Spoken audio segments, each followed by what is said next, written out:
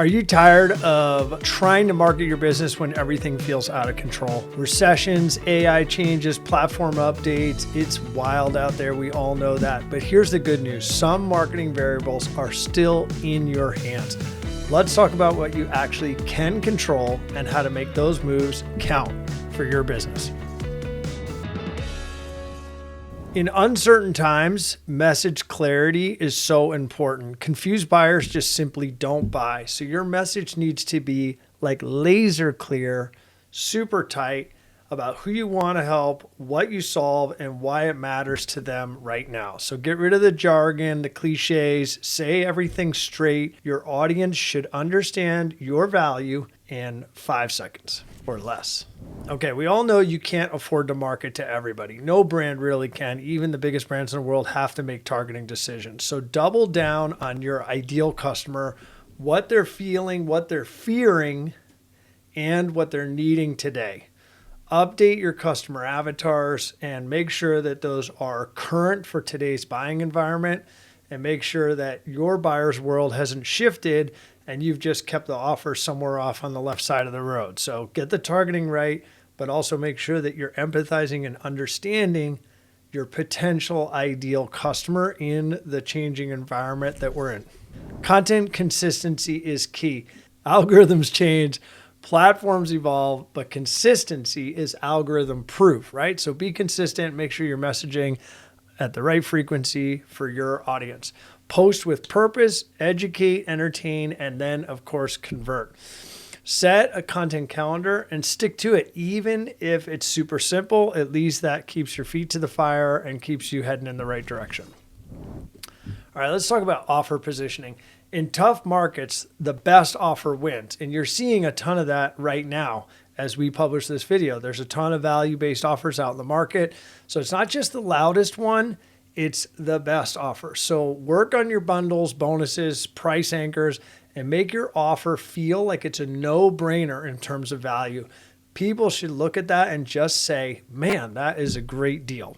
So communicate the value, not just the price. And I can't say that enough. We talk about it all the time on this channel, but value is king.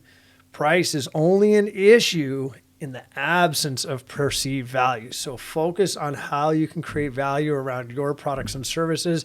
Make it urgent, but don't seem desperate. Let's talk about email and your own assets or first-party data, okay?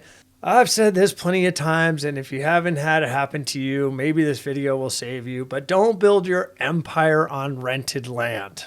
Yeah, you heard it from me. Don't build your empire on rented land, and worse than that, don't build your empire on one lot, okay? So email is still king, probably has been for as long as I've been doing this. SMS is rising, and retargeting, as I always say, is golden in terms of messaging tactics, okay? So try to grow your list every single week. And I mean your list in terms of first-party data. So that would be emails, SMSs, SMS records, which are phone numbers, and data sets that you have in your retargeting audiences by setting up your pixels and tags and all of that stuff with your advertising platform so you can get that first-party data. Make sure you have at least one email going out every week. That should be a no-brainer.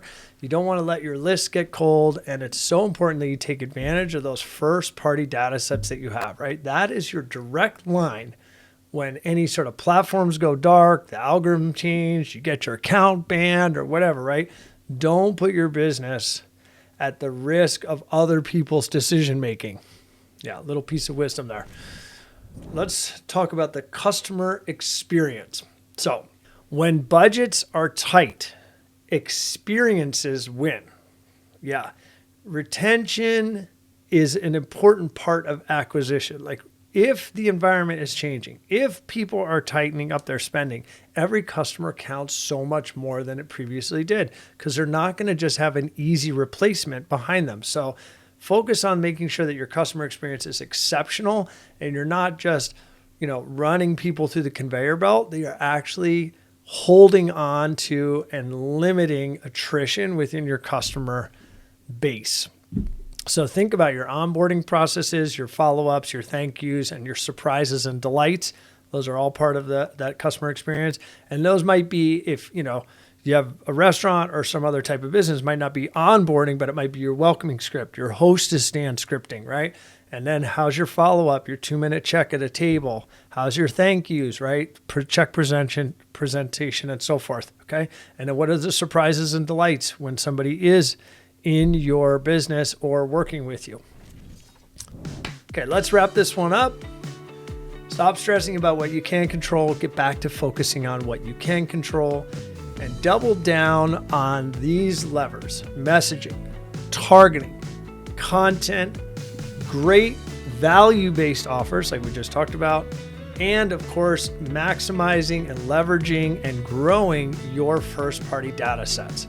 So if you want help mapping this out for your brand or you want to learn more, keep watching, subscribe, and of course, we'll see you on the next one on YouTube.